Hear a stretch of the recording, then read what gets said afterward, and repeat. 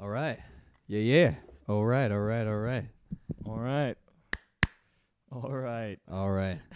Debate. Oh, Debate hour. I like it.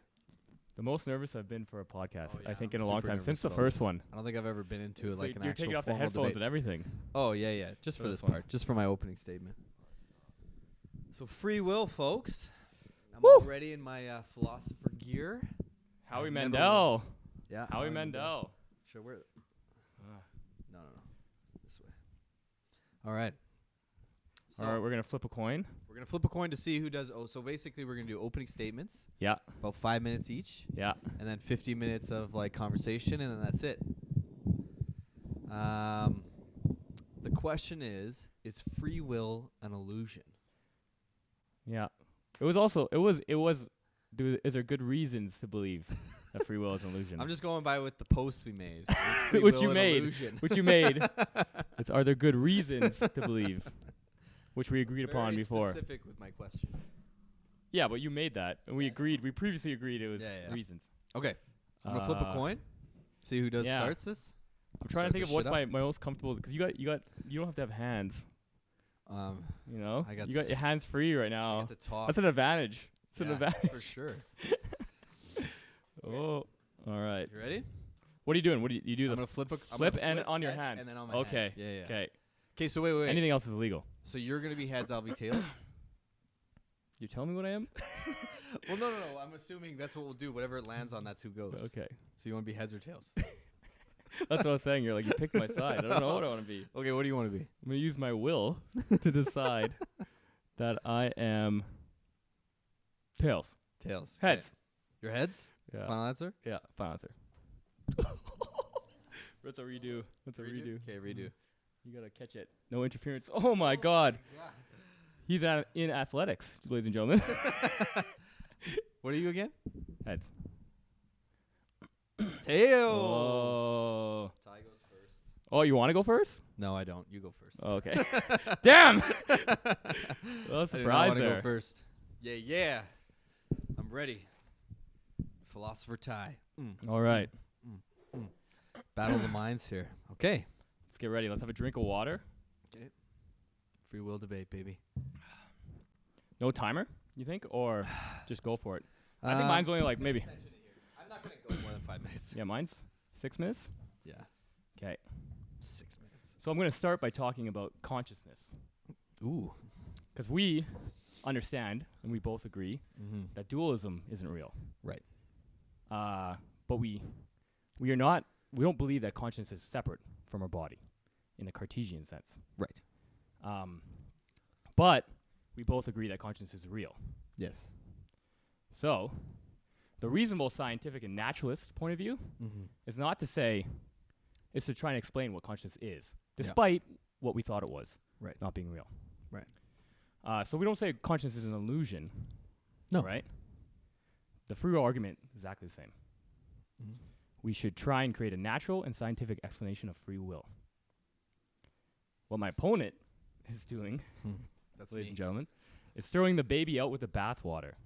It is like inferring from discoveries in organic chemistry that life is an illusion, just because living organisms are made up of non-living stuff. Folk conception of free will, we both agree, doesn't exist. We call that libertarian free will, the brain in a vat. But we still want to explain, as good scientists and philosophers do, how we as humans make decisions. That is, we are creatures that make rational decisions about probable futures with some degree of freedom over those choices. That's what I'm calling free will. It's our ability to choose, with some varying degree of freedom, a probable future. And this explanation works with the causal nature of the universe and a softer version of determinism. This is called compatibilism. Brain states are mental states. Consciousness is found in the brain. There is no mind-body dualism, and the universe is causally related. But we still should and do talk about humans as rational creatures with freedom over our choices. That's why philosophers are a majority compatibilists. Do you know that? You did know that. Yeah, I wouldn't even doubt that. 59%. Yeah. Right? I wouldn't doubt that. Now here's the crazy I know part. why. Huh? I think I know why. But go You know ahead. why? Libertarianism, Yeah. which is the idea that we have a brain in a vat, some are controlling everything. Right. 13%. Your position, Mm-hmm. 12% Of philosophers. of philosophers. Yeah. The people who actually give this some serious thought. Well, I don't know if that's true. Yeah, I think In that's true. neuroscience, they pretty much established something. No, Yeah. that's not true either. So why is that? Well, because there's good reasons to believe compatibilism is true. To start, our ability to self-influence is demonstrably true. We use the same systems to self-influence that we would use to influence other people. I use self-talk, like I'm doing right now. Mm-hmm. I'm talking to you. Mm-hmm. I lay out probable futures. Mm-hmm. I analyze situations. I reason with myself or with other people. And I weigh my desires and the ethical implications of action. We all do this, and we must all admit that we do this, or we would be in some way damaged or destined for the psych ward. We can also see people's ability to carry out these self-influencing tactics to varying degrees. A good example is the monk who has complete control over their physical body, which is the same as their mental. Right. But he's able to do self-immolation and make no response, no physical response. Mm-hmm. His mind is so in control of his body. Mm-hmm. Now, on the opposite spectrum is an addict, Mm-hmm. almost no control. Mm-hmm. So, meaning that they have varying degrees of something, Mm-hmm. and you can't have varying degrees of something that doesn't exist. Mm-hmm. That's illogical. Right. So the question is, what do they have varying degrees of? 'Kay. I call that free will. Yes, we don't have absolute free will. You are constrained by your genetics and environment. What we do have is some measure of freedom to will probable futures we desire. So what we are looking at is our ability to self-influence, not some kind of ghost in a machine that breaks the causal laws of physics. That this ability exists is demonstrably and empirically true. Our power of self-control and our ability to self-regulate alone explains human science, law, society, psychology, literature, and civilization. It's what separates us from animals and infants. It's what makes us human. So if this seems empirically true, what is a free will as a myth proponent going wrong? Where are you going wrong? Those that call free will an illusion are doing the very same thing they say libertarian conceptions of free will are doing. They see themselves as a passive observer of their actions, as if they are different from their actions. You aren't the witness of your rational decisions. You are those rational decisions. There can't be a distinction there if you believe, like I do, that the consciousness is in your brain. Mm. That's the major logical error, that is, the free will is an illusion side. They are looking for something that breaks the causal nature of the universe instead of understanding our ability to make informed and reasoned decisions. You are using a mind-body dualism to deny free will, while at the same time agreeing that there is no mind-body dualism.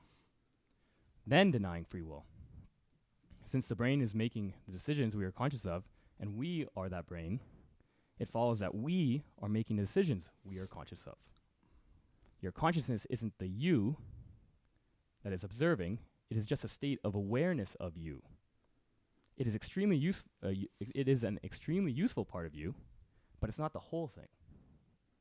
Now, apart from this simple logical error, you also have no usable model of self-influence and control, which demonstrably exists, which can tell us more about how this system of self-influence works. That's an important point because our understanding of self-influence and control has a great deal of ethical and scientific implications, should it exist or not exist. The free will as an illusion side is more concerned with denying free will exists than having to explain when we have it, how much we have of it, what we can do with it, and how we can get more of it. And this is not only an incorrect view, but is a dangerous view for its moral implications. In closing, compatibilism is the strongest consensus view of actual experts within the field. It is coherent, scientifically and empirically verified, and useful. My opponent has no alternative explanation. His only recourse is pseudoscience built upon the shaky foundation of a logical fallacy. Mm. There's a lot there. Boom! A lot there. Mine's not going to be as long. Very impressed with that. You're impressed with that? With how long it was. Mine's not going to be as long. Okay. Damn, I thought you meant So my a few points. things. No, you made some decent points, but you did exactly what I thought you were going to do. Okay. Okay. Because I told you I was a compatibilist. So it was quite easy. Yeah, so okay, so I'm going to start off with what I mean by free will. I'm just going to start that off. Sure. What I mean is the ability to have done otherwise in the exact moment the decision was made. Okay? My friend over here is actually going to agree with most of my argument. Like he said, we agree that this libertarian idea of free will doesn't exist. But what I think is going to happen within this conversation is he's going to play a linguistic game of words like you and choice. Sure. And, like he said, he's going to use a different definition of free will than what most people think they actually have. So I want to be very clear about what I mean by you and by some other words that I'm going to be using today. So I'm going to start off with, what do I mean by you? When I say you, I'm talking to the conscious experience. I'm talking to the witness of events that's happening. Okay? So I'm going to give an analogy of what I think consciousness actually is. Okay? So I'll imagine your body's like a plane. Okay? And every living organism is a plane. And it's popping into existence all over the world. And that's the mechanics. And then everything's on autopilot. And we're going to call this autopilot will, okay, for convenience. Okay? Now, the course that this plane goes on is going to be dependent on the first factors that it's going to counter. So it's mechanics that it's built on, the time in which it comes into existence, the environment it's in, okay, and it's going to help set will on this course that it's going to go. It's just acting accordingly. So I would say plants kind of act this way, where they seem to be doing something, but there doesn't seem to be any experience there with, say, plants. Now, as living organisms evolve, there seems to be a third thing going on. We're calling this consciousness. And what I view that is it seems that there's a passenger now on the plane. So on the very back of the plane, there could be a passenger sitting there, and it's witnessing or having an experience of whatever that experience is. Bugs are like this, a very limited experience that it seems to us. And then it moves on up the plane, and it seems to be more of an experience that it's having of being itself, of being that plane. And then it comes to us, and we've evolved in a way where it almost seems like there's a passenger sitting in the cockpit with will. It's viewing everything that's happening as it's happening. As soon as the decisions are being made, you're viewing that. And it's giving the illusion that you're actually driving the plane. But I'm arguing you're not. The will is still driving the plane. Now, I'm not going to argue that, and it sort of came out at the end of your argument there, that I would actually probably say believing in free will was useful for evolutionary reasons. So I'm not going to argue that my point of view is more useful to look at. But I'm just arguing that the conscious experience is not the one that seems to be in control of what's happening with you. So we're going to be using, when I use you, I'm talking about just the conscious witness of what's going on. So give another point of what I actually mean by that is I can use a phrase like, you make white blood cells in your body. Okay? That's a phrase, and he's using you like that. You make white blood cells in your body. I'm using you as in you aren't deciding to make white blood cells. The conscious experience isn't deciding to make white blood cells. You're just making white blood cells, and you're reaping whatever experience that is. I view decisions the exact same way. That's it. I think I want to go to conversation. I don't think I heard an argument in there. I think I heard a descriptive, a description of how your brain works, but which you both agree on. That's all so, we did. So, I didn't really hear an argument. Okay, so here. So my whole point is what I think you're going to have to demonstrate is, do you agree with my analogy of consciousness?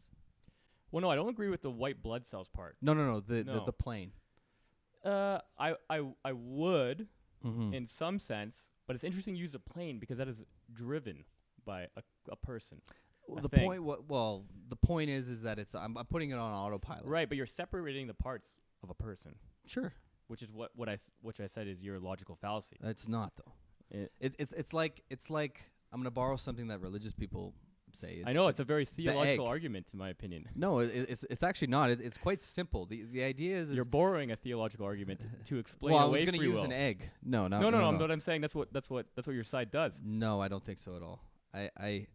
My point is you're going to have to demonstrate where the freedom is. I think it's very clear that there's no freedom. I think I did demonstrate. No, I don't think you did. I think I used a very clear example. So when you're saying you, what do you mean by you? I mean the totality of you. Right. So that's the difference that we're talking about. Right. Because that's not the experience people are having. Right. Well, what do you mean by that? Well, we would agree that the totality of you is doing things that you're not actually consciously aware of. Of course. Right. Yeah. Right. Yeah. Right. You're not deciding to make what. You did say I am saying the you is making white blood cells, which I would agree with. You are making white blood cells. You're not doing it consciously. I agree with that. Right. I don't think that's a. Right, but that's there. That's not the framing I'm giving. Can you choose not to make white blood cells? No, I'd never say you can. Well, I said you have some measure of freedom to do other things. Like what? Like to make rational choices. Okay. So let's give me a rational choice that you think you have freedom to make. Because what you're going to have to demonstrate to me is that there's a freedom that you have of your will. Right. Right. Right. Because you would agree, like plants. Yeah. Or let's say like a computer. Like a computer, I can ask a computer to make a choice. Sure. The computer's going to make a choice just like we would make a choice. The difference is there's a witness in that. Right. There's not a the witness is the experience. I mean, I think robots at some extent in the future will be conscious. So I don't know if I buy that argument either. That doesn't explain away. It's a bad argument because I think right now they're not conscious. The same way plants are not conscious. They're just the point is following their algorithm. No, but the point is that we're working the same way that a computer does. We process information, but we're actually not aware of that process. I don't know if that's. It's true in the sense that we are fulfilling a causal chain. Right. I'm not sure we work the same way a computer does right now. Well, okay. And I think to say we do is a bit of hubris on our part. We're in a psychological shallow end of neuroscience right now. Sure. Yeah. And I think that's where the point I think you're missing is we clearly demonstrably have some ability to choose our futures or some control but again, over ourselves. So this is where we're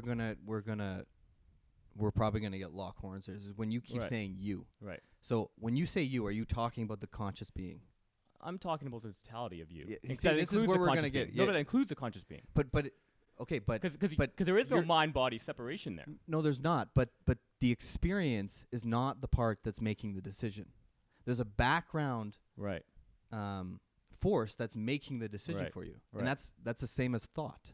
Okay. Right. It's the same as like you can't decide a thought before you think it. Right. There's a process that happens before you become aware of it. That's what I'm calling free will. Right. Right. So what I don't understand about compatibilism is it's not demonstrating. It's playing a very loose, cute game with when they talk about what freedom is. I don't see where you're free to make a choice. It's freedom within causal laws of the universe. As in, I am free to choose A or B based off certain things in my brain. Right. Yeah. Right. But and I have some ability to influence those thoughts as well. Okay, so what do you mean by that?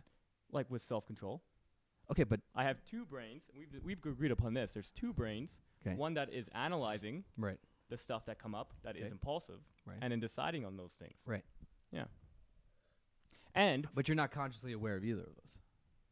What do you mean? I'm consciously aware of it right now. As I analyze things, as I imagine two futures. No, wait. As I imagine two futures. Right. Like, let's say my decision what time I'm going to wake up tomorrow. Right. I'm analyzing right now. Okay. right? I analyze both sides. 'Kay. And I come to a decision based off certain rationality And or ethical implications or emotional impact or what I desire the future should be. the fact that you even thought of that, Right. that's popping out of nowhere. Sure. So you're not demonstrating. What you're doing is you're just, again, because what I think consciousness is just a witness of a process that's happening. Right. So Right? so you which are. we agree on. Well, no, which we agree on, and I'm Right. saying that's the logical fallacy that you're making. You're separating the two. No, I'm not separating the two. You're What saying no, I am no, not those no. things that are making the decisions. I am not the rational brain. The rational brain is something separate, which I have no control over, and that's why actually I use it's. That's why I think it's a very good analogy. It's like looking at organic chemistry and saying, well, life doesn't exist Mm-hmm. because it's built of parts that don't or that aren't alive. I think it's a very good analogy because it's kind of like this. How do you explain this emergent brain that comes from causal events that can actually rationalize and conceive and be conscious? But The answer is you don't know. No, The answer is you don't know, but it does exist. It demonstrably it's true, and people have varying degrees of self-control. No, like, but what is it? What do you mean by freedom? To have freedom over your will? Like this is like if you're just the receiver of the information that's happening, right? Your conscious experience, because that's what people are talking about when they say Right. me and you. They're talking about Right. this conscious experience. Right, Right? but the whole point is to change what people are talking about. Okay, but That's the whole point of this. That's what science does. It says, hey, I'm taking your folk idea of what you think consciousness is, or what you think free will is, or what you think memory is, Mm-hmm. and I'm changing it to something that's actually demonstrably true and real. No, in but all you're life. describing to me is will. You're not describing to me what it means to have freedom Well, over that. answer this question then. Okay. So with my Yeah. monk example, Right. and then compared to an addict, what do they have that's different? What's the thing they have that's different? Everything, the totality of whatever that monk led up to that point. Right? Like, let me ask He has you- more of something. No, What does he have I'll- more of? No, but let me just ask you. No. But this is going to answer the Okay. question because Okay. I think there's a point there is if you're not going to be able to do this, but if you can make exact copy of that monk, Yeah. right down to the atom, Right.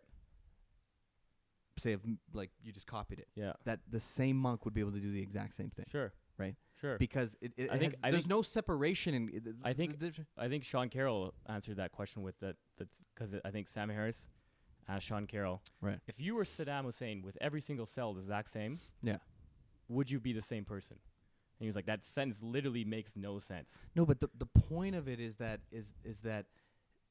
where are you separate? Like when you're separating, what's the difference between? Like your question is the same Yeah, thing. yeah. What's the difference between the two? Well, No, they're I'm different not saying people. that. I'm not saying what's the difference. Yeah, I'm saying what does one have more of than the other? it's a different person. No, answer the question. What do they have more of? What's the thing they have more of? Because they obviously have more self-control over something, over their brain and what's going on in their brain. No. They obviously do. No. Well, 'cause See, no- you're confusing. They obviously do. They obviously No, have something no. different. What the conscious experience is having something different? Yeah.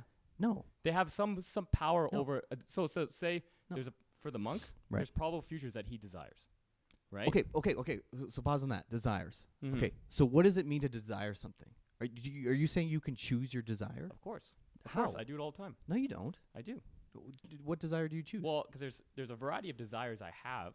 Okay, And I again, anal- okay. no, But wait, let's no. no. I just want to talk Yeah. about what you were talking about here. Right. I'm talking about the conscious witness. of Right. this, the consciousness. Right. You're saying the consciousness can decide a desire.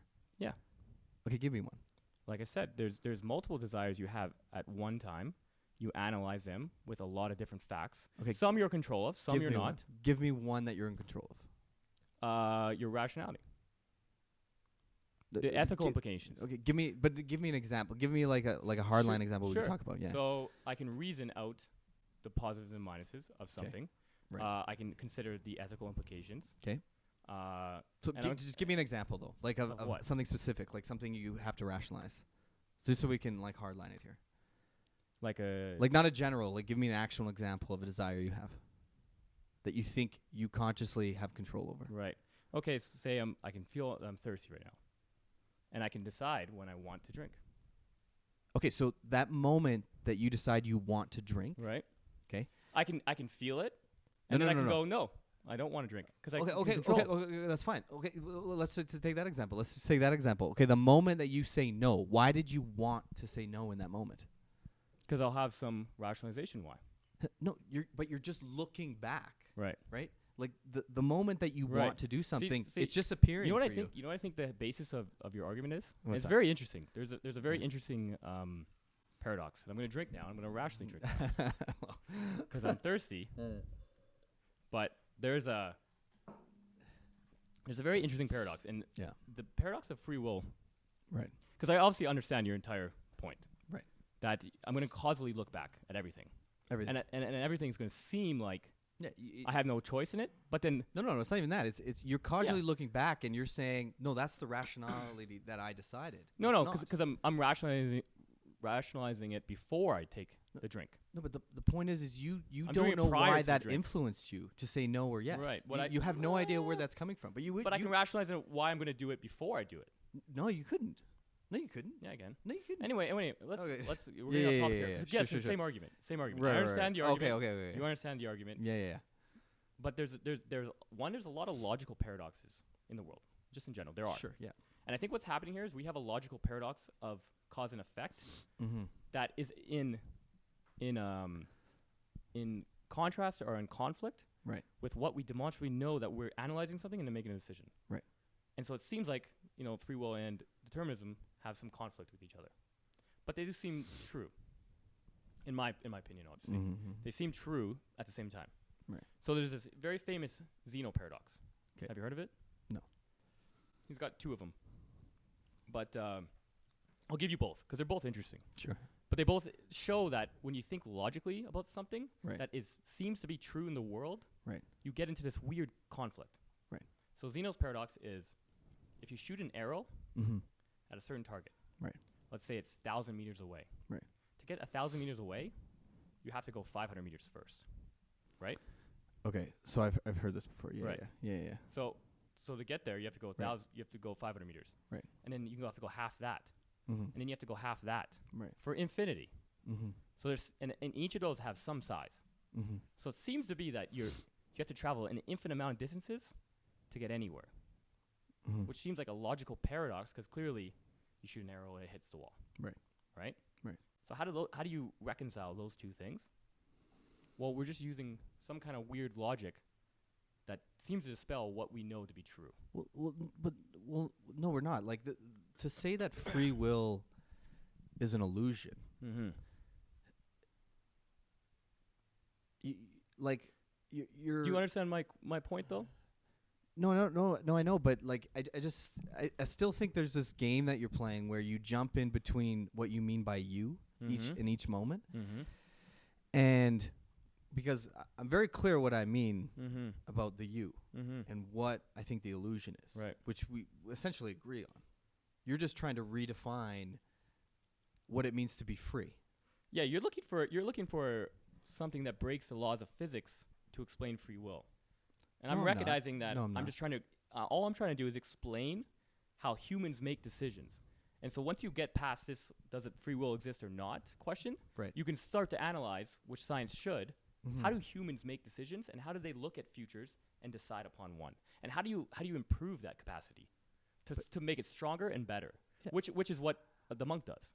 Right, but He uses and that's- meditation to make it stronger, to make the ability to reflect on futures and resist But physical desires. Every stronger. single whatever led up to that point where he can get into that meditation is all from a prior cause, Sure. right? And it all led up to that. Yeah. Like it's all going to lead back to the point where this chicken or egg thing Yeah. what came first. Yeah, yeah, an infinite whatever it regression, influenced, sure. right? But no, but it's not. It's going to get to the point where his conscious experience didn't influence anything. Mm-hmm. He was just born Mm-hmm. at whatever time he was born in. Mm-hmm. Didn't pick his parents. Right. Didn't pick the time in history. he See, was that's born in. why it's so interesting because he's using the infinite regression to explain your point, which is why I brought up the Zeno paradox, because you're using this infinite causal regression that seems to dispel the idea that you can control the future, and that's why I think it's a logical thought experiment that doesn't seem to be true to day-to-day life. Well, but that the reason it doesn't seem to be true is the whole point of what my argument. That's why Yeah. it's an illusion. Right. The whole point that I'm talking about is that again, when you don't pick to exist, Mm-hmm. you don't pick your genetics, you don't pick your Mm-hmm. parents, you don't pick all the influences are going to make you who you are, and it just starts a domino effect Mm-hmm. because every decision made is from Right. a prior cause, Right. and it starts off with Right. you're not even like consciously aware of what that is. Right. Right. Right. And so to me, when I'm talking about free will, Mm-hmm. I'm talking about what people think they have. Sure. Okay, which is they think. We Yeah. both agree. So it's a moot point because we both agree that's not what it is, Right, but or at least what's going on in your brain. No, we both agree. no. What? Yeah, no. I know we both agree that libertarian free will is. Yeah. What the point is that you're just the only difference between you and me is Right. I'm just accepting that, Mm-hmm. and you're just trying to redefine free will Right. so that it works. Which Not so that it works. I'm trying to explain. no, but The act- you don't need to do that. course It's you like do. trying to redefine God. No. Like, what's the point? What's the point of redefining consciousness? I'm not redefining consciousness. No, but we did. No, I'm No, not. we did. We discovered that it has no bearing in like the Cartesian dualism Right. doesn't exist. So we redefined what it is. No. But free will has a very specific connotation attached to it. It's having freedom over your will. Mm-hmm. Right? Consciousness is Well- is a term that is like we can redefine consciousness all we want. Right, It's and we a can redefine free will all we want. No, because We can. no, because I am. So we can. okay, but then you the words eventually have to mean something. Yeah. Freedom has to mean something. Will has to mean well, you something. have some measure of freedom, Okay, but you clearly do when- not have complete. Do you know when freedom. that starts and ends? Yeah, I think so. When When? I'm going through that rational process. Okay, so of what is that? deciding a Okay, so future. maybe we need to like just jump into what that process is for you because I don't know what the process is. That's what I'm saying. no, The but whole if you point is- don't know, then there's not freedom there. No, that's not true. It Because has to be I don't know true. how this computer works. Doesn't mean it doesn't exist. Yeah. No, just because I don't understand the process that's going on in my brain doesn't mean free will doesn't exist. I can understand. no, it 100% does. No, I cannot understand lots of processes. No, what are you talking about? Why do I have to understand how my brain is able to rationally decide What decisions futures? made? Yeah.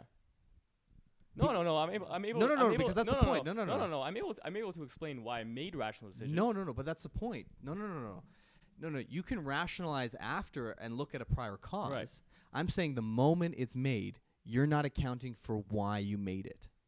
You're going back like there's that brain experiment of like trying to think of a thought. See, this is again, you're gonna keep going on a causal regression that I agree with.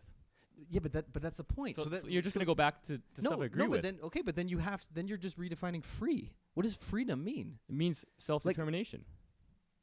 Right. You have the ability to determine your future, to some degree. Yeah, but okay, that's a redefinition. You're redefining it then. Yeah, of course. Freedom. Okay, but then it's just course. but It's not complete freedom. You don't have absolute freedom. Everybody knows that. Well, most people know that, or most people can recognize that. what is will to you? What do you think to will something? What is that? What do you mean? I think they go together. What do you mean? Well, will like to want something, right? Right. So I'm free you to control- choose my wants.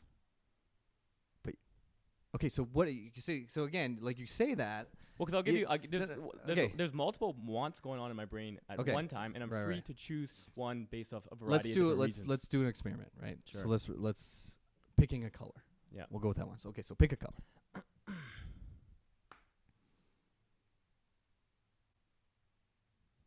And then just say it out loud when you pick it.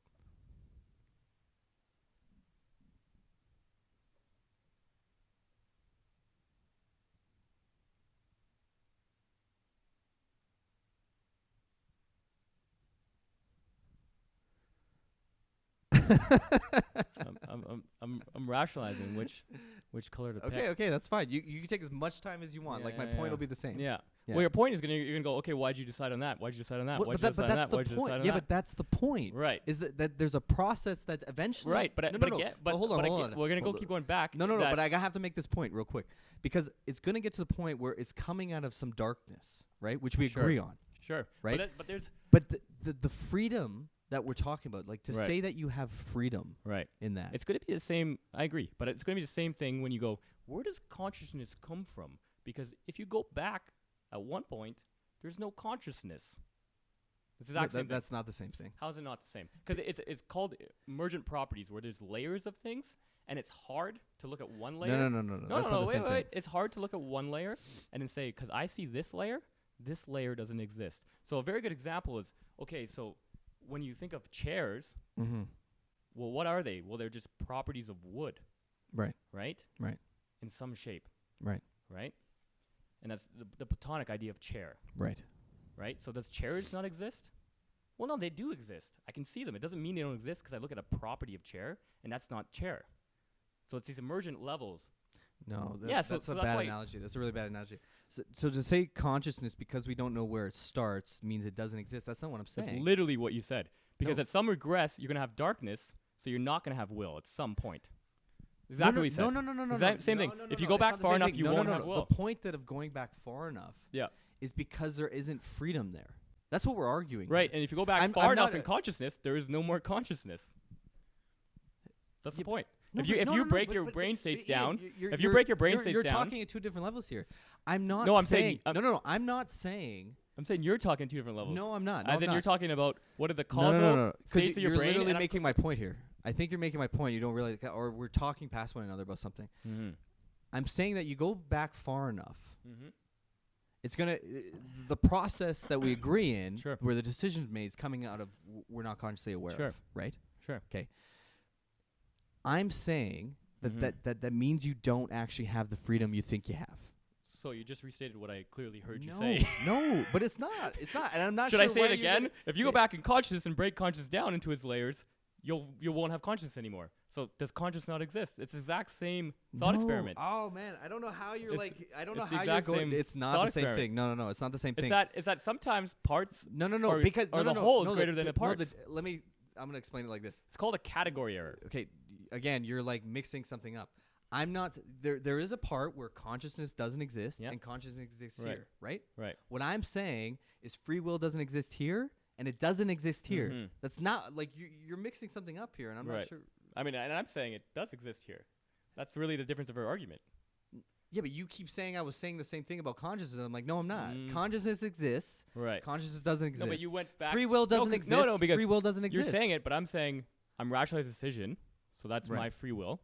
right. And you said No, and no, 'cause But you're not rationalizing a decision is Okay, an but act of what free do you will. mean by the you? When you say I, Mhm. we're just talking about the conscious experience, the witness of it. Right? Okay. So you're not when you say you're rationalizing, you're Mhm. not. I am. No, you're not. I am. There's a no, it's Yeah, not. yeah. No, so see, you're It's a- changing the no, I. no, I again. am. No, you're changing the I. I am. again. I'm having an analysis of my brain state. You're not. No, you're viewing it. No, That's the no, point. no, You're viewing no. it. Yes, you are. No, I 100%. don't think there's a separation there. There is. The only Mm. thing you're doing is viewing it, right? Mhm. Like where whatever thought pops into your head right now, Right. you didn't rationalize before it got there. Right, and then it's a process and then I that have happened. an analysis of that thought, and then I rationalize the analysis in a second level. No. Yeah, no, that's no, that's. no. I think that's okay. Let's go I back think to that's this. Pick a color. Pick a color, because I got to make this point. no, because I think I can pick a color. Right, And then, okay, and so then, pick and a then, color. and then I analyze it. Okay, so pick it. I did. I picked red. Okay, red. Yeah. Okay, so the whole point of my argument Right. is that you picking red and you Right. saying that you're sitting there looking at it and analyzing Right. it is the moment you pick red, Right. you don't account for. That's something that pops. So, the yeah. want that you want to pick red. So I there looked at 6 pops different into something. colors and I analyzed colors and I had some deep thought Okay. about red. No, but every single. Okay, what deep thoughts? Every single thought Right. just popped in there. Sure. I Right, think, right, but right, I'm right. saying there's 2 levels of consciousness. Okay, but what's the second level you're saying? The It's the moment you pick it? No, it's the analysis. No, but the analysis is still you just viewing it. Right. Every single analysis. Look, what you're calling I don't analysis, think we're gonna I'm get. I calling. don't think we're viewing. gonna get anywhere with this line. Yeah, of because talking. you keep saying you're analyzing something. Your conscious Right. experience is analyzing something, Right. but it's not. It's actually just witnessing the analyzation that's No. happening. 100%. It's very interesting it's interesting though that you do this dualism thing where you are this separate part of your brain that's witnessing your brain, but you don't think that you are any part of that brain, No, because which is very interesting. why is that interesting? You know that your brain does things that you're not aware Sure. of. So there's a But I mean, separation. there. totality. No, there's no. It's not a separation. There is a totality of you. No, You are of every course part of there's it. a totality. You are There's a- also the there's a conscious. tota- The yeah, conscious but- witness is a part of you, but it's Of not course. the only part of you. No. But it's the experience that what matters, because that's Mhm. what we're doing right now. Mm-hmm. When somebody says me, they're talking about their experience. That's what they're talking about. 100%. That's what people think they're doing. When I say Not- me, I'm talking about the conscious Not witness. true, because I Yes. no because Because you agree No, that no, most no. people think they have libertarian free will, right? no, I don't think most people do. I think most people do. No, I'm well, not most sure. people are religious, and I most think- religious people I think would. I think one, it doesn't really matter what most people think, Well, it does it because doesn't. But well, for sure it does. I think it's a hard question because if there's a lot of actions that you do unconsciously that people fully admit was them. Like when you just drink something, or when you're at the gym, or you're running, I would never say that's not me. That'd be a crazy thing to say. No, I know because people view themselves as the conscious experience. That's the only way you could do it. No, I don't think. I just gave you an example. When you're running, right, I'm not conscious of the motions of my body, but I would never say that's not me. That's not me doing them. But that's the point I'm making. That's the point I'm making. Is I know. I would never say that's not me. I would say that that's not part of me that's doing those things. I am also my unconscious. No, but I am both my conscious I'm not and sure my the point unconscious. you're making. I'm saying you're saying people think of themselves only as they're conscious. No. I'm not sitting there. No. That's not what I mean. What I'm saying is that when people Right. like when they're talking about decisions, they're talking about, because that's the only way you analyze yourself, Right. is that conscious experience. Right. Right. That's what they mean by me. So when they say I made a decision, right? That's why we have a vengeful justice system. That's why most people are libertarian free will. Most people are. I've never looked at stats, but I would just assume so because I'm not sure that most people are, and I did see a stat. Would you agree most people are religious? Well, I did see a stat because most people don't understand compatibilism or know it as an option. But okay, no, this is important. No, but if you're religious, it's you have to believe in libertarian free will. I think actually the biggest religious group in the U.S. is atheists now. But I think I did see a study that when people are presented with compatibilism, right, they overwhelmingly choose it.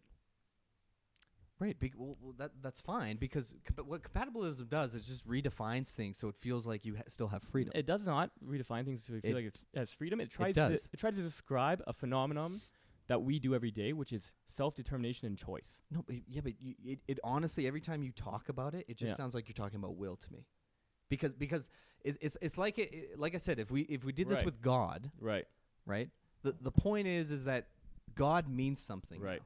Right. And so for me to just say, well, to me, God means an ice cream sandwich, is a pointless conversation. No, that's a. I'm going to use your phrase because it's annoying when you do this. Right. A terrible analogy. No. Instead of just explaining why it's a bad analogy. Okay. No, but I'll tell you why it's a bad analogy. Okay. Because God right. is not represented in anything we do in day-to-day life. So I'm actually trying to describe, by redefining the term, I'm trying to describe a real phenomenon that happens in everyday life. Okay, again, so that you're actually wrong about that. So if you were to ask most people, they would say God is part of their everyday experience. That's the point. Most people would say that. Yeah. Now I know what you're trying to say with that. No, I know what you're trying to say with that. But the point is what's the point in when I'm saying that free will is an illusion? I'm talking to people. When I'm talking about it, I'm talking at the level of you're actually not as free as you think you are. Right. That's the point. Yeah, I agree with that, but I clearly agree with that. No, but the point is just I don't understand the point of just trying to redefine it. Why not just say it's an illusion and we can come up with another category how we think people operate? Well, I agree in some sense that the word is bad. I agree with the word is bad because it's so attached. It's so attached to this libertarian conception of free will. But that's the whole point. That's why I brought up the God thing that you said was a terrible analogy. It means something to too many people now to just say I can redefine it. I think that's why you have to stick with the word, because it is describing what people feel. I don't know if I agree with that. No, I think it is describing what people feel they have.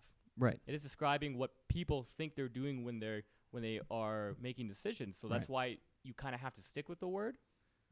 But I think it is also really attached to this dualism, Cartesian dualism. Right. So it's kind of stuck, and I think what happens when people see this causal link, they have this doubt and everything comes crashing down when it really shouldn't. Now you should just describe, okay, the causal link exists, but how do we describe what humans are doing when they're self-determining or deciding between probable futures? What are they doing there? What part is that? And why do some people seem to have more of it at an individual level? That might be true, but that's like saying, well, it's easier just to redefine God than just say God doesn't exist. Well, that's essentially what you're saying to me. No, I think it's a irrelevant question because there's actually a lot of scientific research about how our brain makes decisions. So you kind of have to redefine it to answer those questions. No, we could talk about a different level about how we're making decisions, just like we would talk about how a computer makes a decision. The difference is that people think there's something else there that's making the decision. Right, and I disagree. Right. We mostly agree. Like 95% of what we're talking about, we agree. Sure. The point that I don't get about compatibilism is that why it tries to attach itself to free will, because it actually means something. Words mean something. To say that you're free, because at some level, you have to admit that people aren't.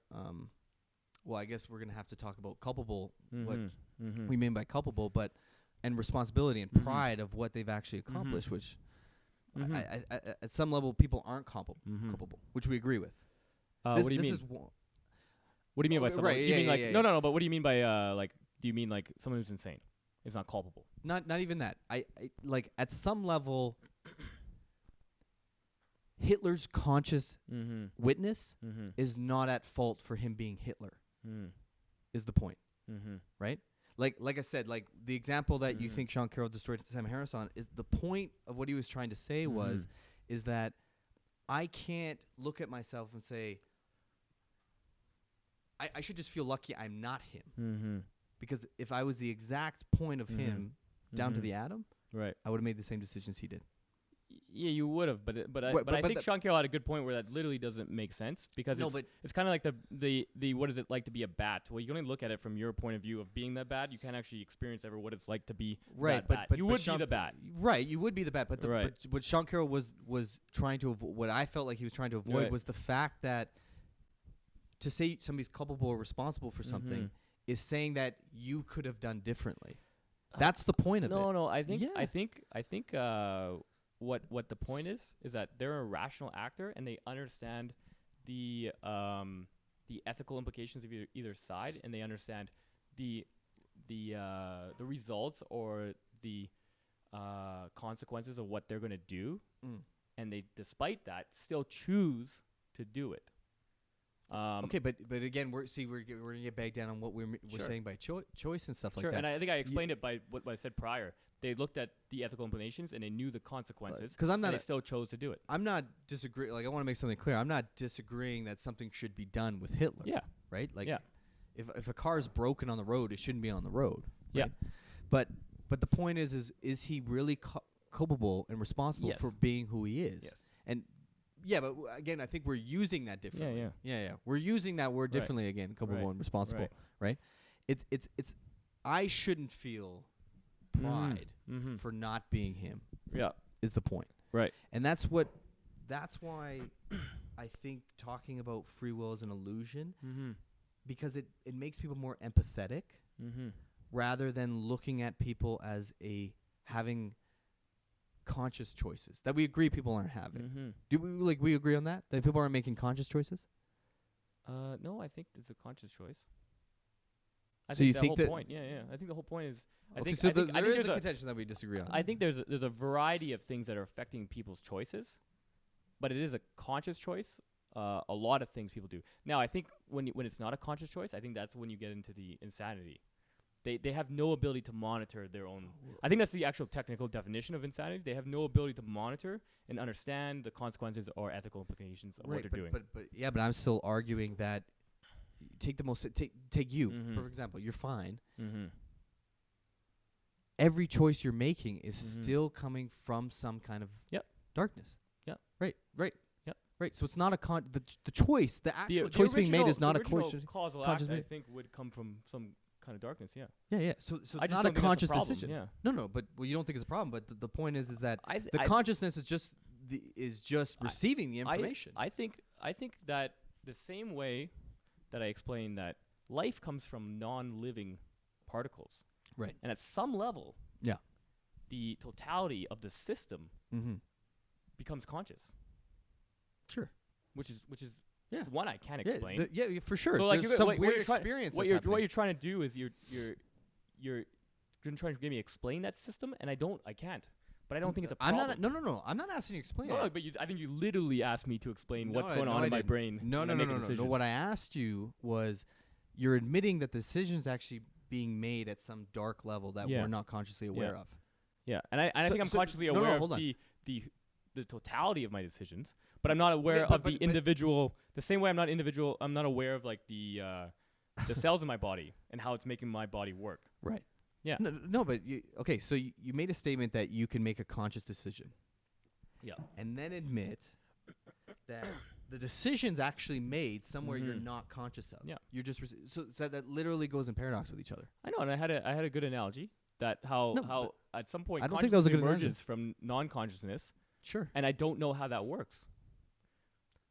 Okay, but just the two sentences actually don't make sense. Mm-hmm. You can't make a conscious decision when the decision is made unconsciously.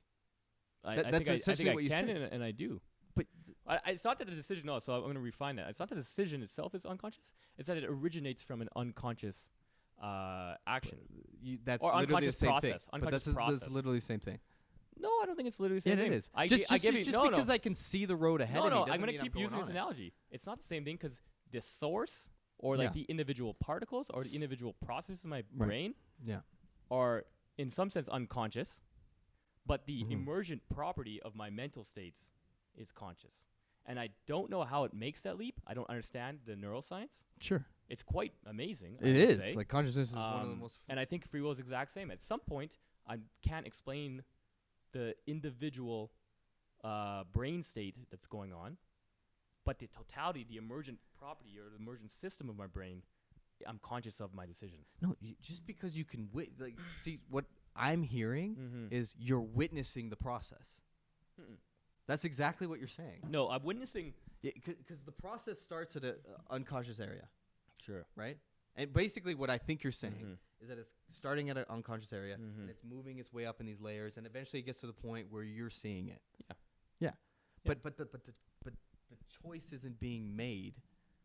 The choice is being like it's if I didn't change any of those whatever layers you want to go, it's going to be the same decision. Yeah, every time. we're gonna keep going back and forth because of something I agree with. So I don't understand what you're trying to get at. I mean, I do, but I just don't know where we're going with this because you're gonna keep saying the causal link is something in the past which I cannot account for, right? And it created a conscious decision, right? And there's a leap.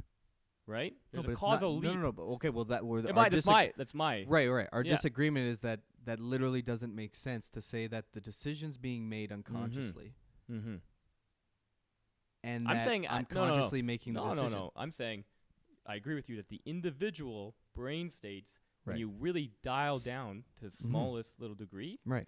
I'm unconscious of those, of course. I mean, you'd have to. I don't think there's any compatibilists that would disagree. Right.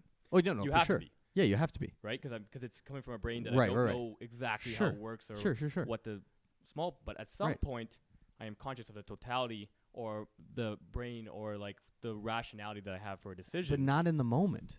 You're looking back at it. I'm just not sure that accurately describes how I 100%. how I imagine futures and I decide upon those futures. But it is because as soon as like you can't you can't decide a thought before you think it. It's got to arise from somewhere, right? Because then you're going to go in that circle of having to think of the thought before you think it, right? Yeah. So the point is that it actually doesn't enter your consciousness until the moment it happens. That's why I think look, we're gonna go back and forth, but that's why I think it's actually a perfectly valid analogy from from a state of non-consciousness to consciousness when you move up the layers, or a state of non-living to living when you move up the layers. No. It's crazy to think or looking at a chair and saying, well, that chair is made of particles of wood or hydrogen. Yeah. Right? Yeah. But somehow it's a chair. It's just this emergent level properties. And it's hard to just break down, like you're kind of making a leap from physics to psychology. And then that's a tough leap. No, I'm not. That's a tough leap to think of mentally. What I'm arguing is that you're trying to break it down on the physical level. No. I'm literally talking about your level, exact experience. Your exact experience Right. of what's happening when you make that decision is that the decision happens simultaneously when you're conscious of it. See, I'm analyzing something and then making a decision after the analysis. But so you're analyzing red or green, right? And you're going back and forth. I don't the like moment this, you pick, the red because I think there are some things right? Which I agree, because my whole argument is, okay, you clearly don't have complete, absolute freedom of will. You clearly respond automatically to some things. Right. Right? I think that's demonstrably true. Almost everyone would agree with that. Yeah. So I'm not sure, pick red or green. I think that's so like a kind of like a intellectual like there's not really reasons you can kind of like there's not rational reasons why you could pick one or the other. And I think with that example, you actually would have to have some post hoc kind of description of why you picked one. You can't. But again, you're looking back at it. I know. I'm saying I agree. Yeah. Okay. I'm saying I agree. Right. I'm saying why I think red. Saying pick a color. Right. Why I think that's a gotcha question, which I don't think is a fair question, because I think it's there actually is no rational reason why you would pick one or the other. And in my sure, I know right? what you're saying. Yeah, so I'm not sure that's a fair question. Well, no, I think almost everyone would have to impulsively pick one of them. I don't think you can rationalize or look at the ethical implications, and I think that's what we're talking about when we say free will. No, but the rationality is not happening at the level of I agree. So let's change it. Yeah, change it. Sure. So let's say I want to get a new job. Okay. And you're deciding on 2 jobs? Or maybe I'm even deciding. Yeah, let's just say 2 jobs. Okay, sure. Let's say job A, job B. Yeah, job A, job B. Okay, so you're right? going and back one and has forth. a little more money. Right. But I would think of the ethics of leaving my current job Sure. or the emotional impact Sure. of my current job. Yeah. And I would make all these a great deal of decisions or a great deal of rationalities or arguments in my head to kind of self-influence myself. The same way I would self-influence you. Okay. Or influence you. Okay, so I know some kind of argument. I know the exact pinpoint where we're Right. disagreeing. Right. Is that what you're calling you're analyzing? Right. I'm saying you're witnessing the analyzing. Right. Because you're like when you're saying Now, you're sitting here saying So I think I understand the disagreement. right. And I don't think we're going to get anywhere because we're just going to disagree with what's you. I'm right. saying I'm the That's going to be our biggest disagreement. Yeah, I'm saying I'm the entire thing. Right. I am part of that process. I am both the consciousness and the analyzer, right? Right. Or the brain states or everything. And so what I think, I do think you have a logical fallacy that you are separating them into just the consciousness, which is okay, but whatever. So I don't think we're going to get anywhere because we're disagreeing on what it means to be you itself, because I think it's the whole process. And then I think we're disagreeing on that you're not quite calling that. We're disagreeing on a definition. Yeah. I'm calling that process, which includes awareness, conscious awareness, and the analysis as a totality of you. Now, and I agree, but now the analysis isn't conscious. I know. But you're saying it is though. I'm saying at some level, yeah. But I can literally do something to your the point is of course you can do something in my brain and I would have different thoughts. Right. But that's the point. I could alter I your agree. consciousness. I'm not my brain. No. I know you're. I know you're not saying that they're separate. Yeah. But the point is that what basically our contention is that I'm saying you're viewing the analyzing. You're saying you're part of the process. Yeah. Right. Yeah. Okay. Because the point is I analyze. I'm the witness of that analysis. That's a feedback loop where I analyze differently. Right. Or I didn't like the analysis. Yeah. Right? There's a feedback loop between those two. But so that's what I'm saying. I'm part of both. But you're not part of both.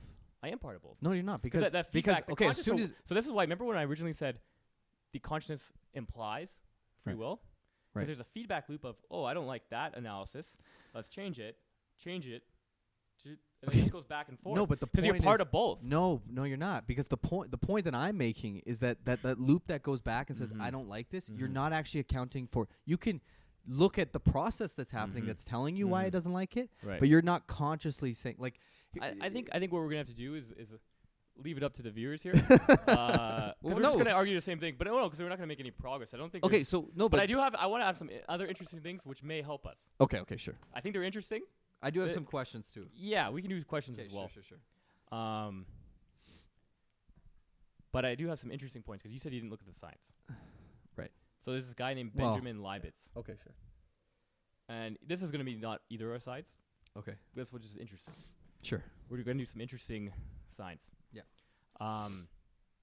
Well, he has somewhat a thing that actually disagrees with both of us, but one that agrees with both of us as well. Okay. So he did this test where a person looked at a screen, and then there was a button. There's a button. So he was hooked up to an MRI or some kind of brain scan. Right. And there was a button and a clock. And he said, when you feel the need or desire to press the button, look at the clock and see when that happened. Okay. Right? And press the button and then look at the clock. Okay. And he noticed that the brain state that was happening when they would measure the time is about half a second after when the brain state happened. Right. So they would see a brain flare up, and then they would say, oh, it was half a second after that. Right. So it just shows somewhat that the brain is consciously doing it, and it's predating the decision. Right. Right? Now that kind of disproves libertarian free will. Doesn't disprove compatibilism or... Well, like the point is you can't disprove compatibilism if you're just going to redefine it. Right. So like I can't disprove compatibilism. Yeah. But it's interesting because so here's a thing where it disproves both of us. Right. There was a different study where he asked, okay, now feel that conscious decision and then decide not to push it. So when you get that impulse, decide don't push it. And what he noticed was there was flare up for no push, then nothing. But they did so there was not a second flare up, which is a very interesting thing. Why is that interesting? Because they had a second thought, which was don't push it. Now Leibniz. No, the first flare up was to push it. Yeah. Okay. And then they decided I'm not going to push it. But they don't get a second flare up when they decide not to. So they go, oh, I want to push it. No, don't push it. But there's not the second flare up for don't push it. So what he argued. Now he was actually a libertarian free will because he actually set out to prove libertarianism. Yeah. So he may be biased, and I don't agree. But he actually said what's called no will. Right. That free will may not exist, but no will, as in you have this power to the kind of what we were talking about, the arbiter, the governor of your thoughts, doesn't seem to pull up any. Right. Which was very interesting. This is an interesting fact. Right. Now I have a very interesting scientific argument that I don't buy. That's why I didn't bring it up originally. Okay. But I do think it's interesting, and it may, as we understand neuroscience better or quantum physics better, it may have some relevance. Right. I don't like using any kind of quantum argument, so that's why again I didn't bring it up. Okay. Because I think anyone who uses quantum arguments, one, I don't know what I'm talking about. Yeah. I'll freely admit that. But I think when people do, about it probably don't. Yeah. So it's like it's like whatever you're saying, you misinterpreted. Yeah. Like there's no way you understand. Yeah. So there's the old joke. Like if you think you understand quantum physics, you don't understand quantum physics. Because even people who understand it don't understand it. But so, whenever have you heard of the viewer effect? Very famous. So you've heard of Schrodinger's cat? Yes. So the viewer effect is that, I think I can't even remember if it's an atom or a wave. There's some kind of thing where you look at something, and you actually decide which it is. Right. So let's just say a particle. I think it's a particle. Oh no, it's something, and either it is a particle or a wave. I think. Right. And when you look at it, it actually will be one or the other, and it's got a probability of being one or the other. But in quantum physics, it's neither before, and it's actually neither. And by the very fact you look at it, causes it to be one or the other. Right. So why is this relevant to free will? So what they think is going on there is actually what's called retrocausality. Because you're looking at it. So you caused it to be itself, which would have to go backwards in time to cause it. Right. Right? Because you can't cause something and then it happens after where it changes. Right. It's actually right when you see it, right? Right. So there's this physicist, Stuart Hamerhoff. Okay. He actually believes, well, if that's a thing, why is it not possible that when you have a brain thoughts, when we were brain states, there's actually a retrocausality going on where you think and pre-cause thought. Yeah. And that was his kind of pontificating of why would brain states not have used that biological mechanism to improve itself. Retrocausality would be an evolutionary advantage. Yeah. Right? And that's his argument. Again, I don't know if I'm explaining it correctly at all, so I would not actually use that. Yeah. But it may have some implications for the future or for better understanding. So that's what. Yeah, but we could evolve to the point where we do have free will. Yeah. Well, no. Because then you run into that. Crash there. Yeah, you'd almost but you'd run into the demon. Well, no, it's just not like the libertarian free will is not physically possible. No, yeah, it's not. Yeah. Because you have to have some deterministic. Right, but features but like the point of saying is yeah. that neither is quantum physics is physically possible. What do you mean? Well, There seems to be some logical weirdness in quantum physics, and that's why people say you can't understand it because we don't really understand what's going on. but there. it doesn't seem that it doesn't seem like it's following any laws of physics. Is the Yeah, well, point. yeah, it's a kind of a new law of physics because there's certain things that Well, are that's what I'm saying, unexplainable. though. Yeah. So far on Is that on camera? camera. That's a little Easter egg people, if they make it this far. No, but it is interesting because I think what that shows. Yeah. And I said this earlier is that we are really in the scientific shallow end. Right. We really don't understand what's going on with the universe, let alone the most complex thing in the universe, which is our brain. Right. So I think that highlights at least that I agree that this causal poses some kind of logical problem for free will. I agree. But I think I adequately explained through analogies that. Well, I don't think you have. I know, but obviously you don't, but I think I did the best I could. Sure. But I think where we're getting caught up Yeah. on is that, well, there's a few things. One is like definitions. Of course, yeah. Because like I classic. said, we both agree that libertarian free will doesn't exist. Yeah. Right. Which is what to you? Absolute freedom. Right. Freedom from. But which means what? Like, what would the difference between somebody who has libertarian free will and somebody who is one of us? What would be the difference? Well, I think you would have to almost be like omniscient, like a god. And I think it just rationally doesn't make sense for that being to exist. No, but what I'm trying to get at is the difference is that they're they're in a box that they're not actually control over. No, I think the difference is more that we are constrained by causal properties That we don't have control over. But no, I think it's more like within a certain box. You're right. We have Right. freedom to choose. Within the box, you're saying. Yeah. It's freedom to self-determine with asterisks is what the compatibilist view is. Yeah, but The actual famous example is jump out of a window and use your free will, freedom right? to- So, which yeah, is a yeah. decent example. It's like, well, you can't break the laws of physics. You have a certain constraints, which are causal constraints. No, but right? you don't even. But yeah, but try not to understand the words I'm saying. right now. I know this is the same example. Yeah, yeah. It's like not you a don't even- counterexample. No, it's the but same yeah, one. you don't even need to like say something about like. yeah. But the point is that I don't think what Mm-hmm. you've done is you haven't demonstrated, like even if Mhm. you're saying that you're making choices within this box, Mm-hmm. I'm not seeing where that freedom is. Mm-hmm. And I think one of the things that we keep getting bagged down on is that when what you're calling rationalizing and analyzing and I'm not sure I see Mm-hmm. where the conscious experience is Mhm. helping out with that. Mm-hmm. It seems to just be witnessing it. Mm-hmm. Because again, you can't think before you think, Mm-hmm. right?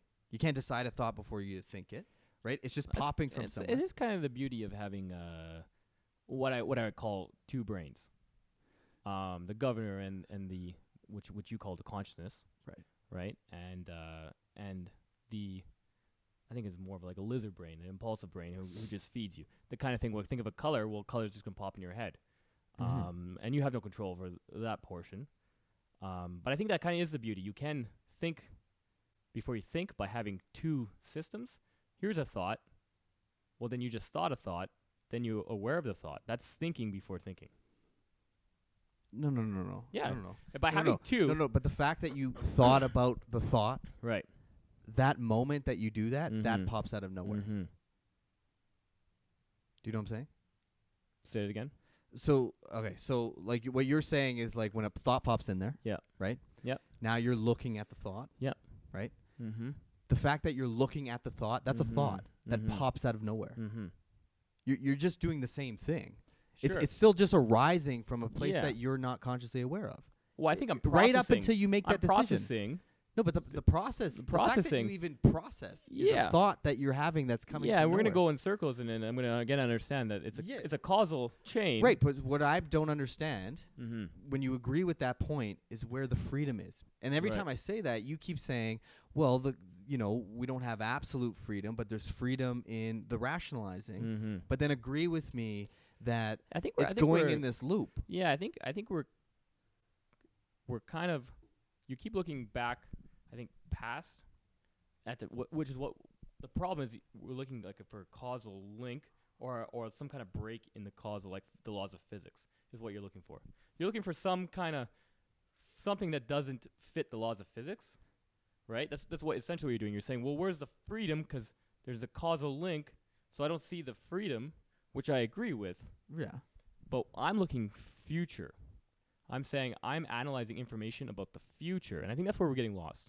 I'm analyzing information about the future, No, but and I'm part of the whole system. I'm analyzing my future no, and making a decision on No. which futures I prefer, no, and I no. prefer based off a variety of different No, things. but then do that. Run that experiment and tell me where the freedom is, because the thought that the Yeah. fact that you're even having that thought of looking at the future, Right. you're not actually consciously aware of what that's coming from. And then the moment you decide Mm-hmm. on that future thought, so the job, Mm-hmm. right? So the moment you decide Mm-hmm. which one, you have no idea why whatever. I think I have some idea. I made a lot of. No, but you don't know why that influenced you the way it did, and why the other way didn't influence you. I think you can kind of regress back some kind of explanation. No, again, you're gonna look back Yeah. at the analyzing that happened. Yeah. But the moment you made the decision, I think because it's kind of gets a bit weird logically Mm. when you mix analysis and rationality and impulse, and so I think that's again that emergent quality is when you keep moving back, you're gonna get to pure impulse. But then I don't so even then, need to look. so that then far it kind of I just don't know where we're gonna go, because I'm gonna explain again that I can see that that regress happening in many different things in life, Right. and it is logically, I agree, strange. It's not even that it's strange. It's what I think you're not acknowledging, Mm-hmm. and you sort of acknowledge it, and then I feel like you jump back into, well, no, like because like the point is you say you're looking at the future, you Yeah. rationalize the future, and that's something you're consciously doing. Right. The fact that you're even thinking that thought Yeah. is coming from nowhere. I don't even have to regress a bunch of layers. Mm-hmm. I'm saying the moment you're consciously aware of anything, Mm-hmm. that layer, Mm-hmm. you don't see Mm-hmm. the layer before that. Mm-hmm. You don't. And again, when you pick that job, when you, I don't, we'll use the job, whatever you're Mhm. viewing as the analyzation that's happening, every analyzation or rationality that Mhm. you're viewing Mm-hmm. that's happening Mm-hmm. is popping out of nowhere. You're sitting there going, well, it has more money.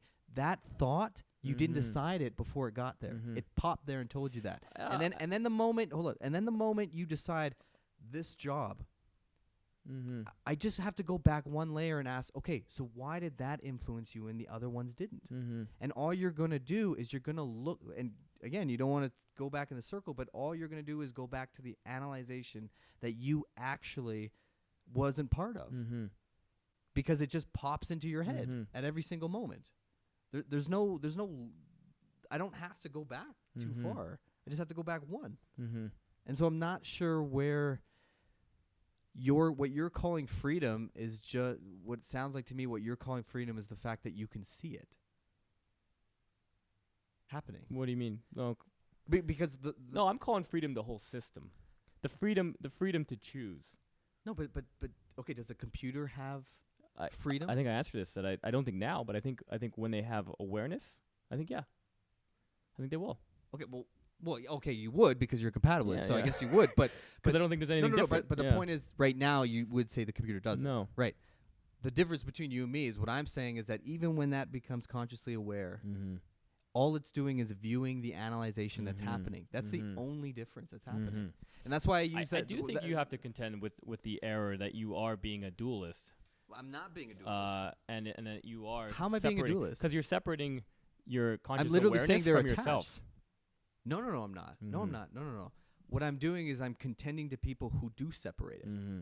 which we both are doing. Which yeah. That's Yeah. That's who I'm contending with, because Yeah. that's why I say it's an illusion. Yeah. The point that the confusion, the difference that we have Yeah. in opinion is that you're just redefining that. Yeah. And I'm just saying, of well, course. no, Yeah, I know, yeah. but when Yeah. I try to dig into what it is that you're calling freedom, I'm not finding it. Because what it sounds like to me is it's just viewing the analyzation that's happening. When the computer all of a sudden can see itself doing it, it's still coming from the exact same spot it was coming before it was conscious. I think I understand. Before it was conscious, I think it just the comes to process is the exact I know, same. but it just comes to a disagreement of what you view as you, and I view the whole system as you. You're not just your awareness. Your awareness is one part of you, and I think that's a disagreement. And then there's just definitional differences that we're gonna have that we're not gonna be able to get over. Even if I accept the fact that you're using the all of you, yeah, like the reason I don't like that, the very fact, the analysis that's Yeah. that's automatically going on, right? and then that I'm aware of, Yeah. and that spits out something, and then I consciously decide whether or not I agree with it, or I do more analysis, or I do further analysis. No, but Or I you see, have- again, we're talking about this further Right. analysis, But then I have power to do more analysis, or I have the ability not to go with the no, but first you're one. helplessly just and I- witnessing what it's doing. Yeah, I just You're helplessly just witnessing what it's doing, I and at each moment, I just don't think that's an accurate description of what's going on. but it has to be, because again, you acknowledge you can't decide the thought before you think it. It comes to you. Yeah. Whatever rationality you're calling that Right. consciously, Right. it's popping from somewhere. Right. Right? That job's going to give me more money. Where did that thought come from? You didn't decide that thought before it got there. It just gave it to you. Well, no, I would have decided at some point prior to that money is a rational thing to have. Okay, but then again, that decision being Right. made, Right. we're just doing the same thing. Yeah, we're gonna Right, right. regress. Yeah, yeah. Which, No, which I but- agree. That's how thoughts work. No, I know, but then you keep jumping to this loop, because what you're doing is well, the conscious decision's being made here. Yes, I can look back and see why it's made here, but I don't want to regress back even further. I just want to talk about this moment. It's like every other moment, every decision. Because what I don't, the reason I'm saying it, I'm not saying it's dualistic, is I know you can't separate it, right? Like I said, I could damage your brain and change your level of consciousness, right? Again, try to. Why is it like where is the freedom, right? It's and you're it's putting it in interesting this because you're box, almost like you are saying you are just your awareness, but then here's something else that makes decisions. You're not that. So where is your decision to make decisions? No, but you are that. Yeah. So how are you not part of that process? No, the conscious experience isn't part of that process. And what people are talking, like, again, we're just going back to So you are our both the disagreement. process, but also not Well, no. process. No, like I would never say when you're running, oh, your body's just running, Yeah, you're not running. yeah, I yeah. would never say that, Right. right? But if I'm talking about freedom of thought, I'm talking about that conscious experience, right? And to be free of your will means that you can act Right. without fate. Right. But there's a process that's happening that's mysterious, that's deciding everything. Why? And there's not freedom there. Why if you're not free, Yeah. do you just decide not to do anything? I don't know. Why does a lion decide to do anything if it's just a Well, lion? why not decide to do nothing? I don't know, because the point is that you exist now. Just enjoy the ride. Right? Enjoy the ride, but you're not enjoying the ride. Why not? But you're not. You have some effort. What do you mean I'm not? Well, just sit here for the rest of it. Well, yeah, but that just seems like a babyish argument to be like, well, why are you doing anything? Well, why not? No, but it's what's the process that's going on that's driving you? I don't know. Right. Right? I'm not. That's what I mean. Like again, Yeah. you would agree with me if I rewound the clock to that exact moment, everything in the universe stayed the same. I would say the exact same thing. Right. The point is that I'm just a witness. Consciousness is such a mystery and so interesting, but what I'm saying is that we're still just a passenger on this ride of causal links that we have no conscious decision in making. Because that's what I think free will is that you're making conscious decisions, which I don't think you are. And I disagree. I mean, there you go. That's the gist That's of it. that, I guess. Yeah. Yeah, but that's I think you're not obviously entirely making conscious decisions, but you're free in some. And I don't think you've level. demonstrated where that is, because every time you say it, you're like, here's a conscious decision. I know you can eventually go back to it's dark, but this was the Yeah. conscious decision, that doesn't make sense to me, because if I can go back Mhm. and find out why it happened that Mhm. wasn't that was Mhm. unconscious, it wasn't a conscious Yeah. decision. The consciousness just received the information. Yeah, and I think my argument is the best way to describe how we experience every day. No, And I think that's why people think they have free will, because they're describing a phenomenon that's happening in their brain right every day. Right. And I think that's kind of I think the whole point of I would agree, parallelism. we probably agree with this, is that we probably agree that there was an evolutionary Mhm. benefit to us Mhm. believing we had libertarian free will. Mhm. There probably was one. I mean, yeah. I guess what the fuck do I know? But there probably was a reason why Yeah. we're like this. I've heard some really interesting. Actually, I'm not going to get into it because I don't really understand. I it don't. so much, I just think it's just it seems weird yeah. for our brains. They're 2% of our weight or mass. Yeah. But they require 25% of our like actual power. Right. To run. Right. And that would seem like a weird thing for biology to fake, or evolution to fake, because especially in like our early ages, Right. when resources are so thin, Well- right? Survival so thin, you would prioritize other things other than faking a free will. No, but I think there was probably like. So I don't know if you've heard of this. Because that's No, but you would agree that we like just look at like our sight, mm-hmm. right? There's different levels that we could be looking at things, right? We Sure. see everything in 3D. Mhm. That's not every aspect that you could see things. Yeah, no, but it that was was my beneficial- argument. That wasn't on my No, argument. but the point is it was beneficial to view it that way Right. in our evolutionary Right. background. I'm just viewing free will that way too. Right, and I agree, but I'm saying it's the illusion part Right. is so that the whole ability to rationalize Mm-hmm. and, as I called it, view probable futures Right. and decide which probable future is most Yeah. desirable Mm-hmm. and be conscious, Right. like aware of that thing happening. Right. Seems like a very heavy load to fake that, and not just, No, I don't think so. It seems like a very heavy. You don't think it. I don't think why it would be a heavy load for us to develop consciousness that thought we were in the driver's seat. Mm-hmm. I mean, maybe there was probably a reason why we should feel like we were in the Mhm. driver's seat. I don't know Mhm. what that reason might have been, but Mm-hmm. I mean, there's different realities that we don't see. Mhm. That there's also most of how the Mhm. universe and the cosmos work we don't see, and we probably Mhm. won't see at this level of Mm-hmm. consciousness. So I mean, like the free will thing just was like, I don't know. It's a mystery to me. But the reason I say illusion Mm-hmm. is because people think Mm-hmm. there's a conscious decision being made at every moment. Yeah, and I and- disagree. Right. Yeah. Yeah, but you say that, but then you'll say there are conscious decisions. I think I think a lot of your decisions are unconscious, for sure. Right. Of course. Yeah. You said But you every do every think- decision. And I disagree with every decision. Oh, I thought you were saying you were disagreeing No. with their point. No, I Oh, okay, disagree that okay. You're every disagreeing decision. with my point. Okay, yeah. So I mean, that's really it. I mean, like, Yeah, it's interesting. I think obviously the discrepancy is I'm just trying to describe what humans are doing when they're making choices. but I don't think you need to attach Um, yourself to free will and to do that. I think you're looking for something that breaks the laws of physics. No. See, And I think it's I don't just- like that. I don't like that actually, because I'm not looking for anything. What I'm Mhm. doing is I'm taking something that we thought. No, we you're had. saying you're saying this thing must. So it's not that you're looking for it. It's that you're saying it must do this. Yeah, you're saying it must do No. this to exist. No, but that's because that. No. That's because Mhm. that's what people think that's happening. Right. And I'm saying we can no. throw that That's out. not happening. Yeah.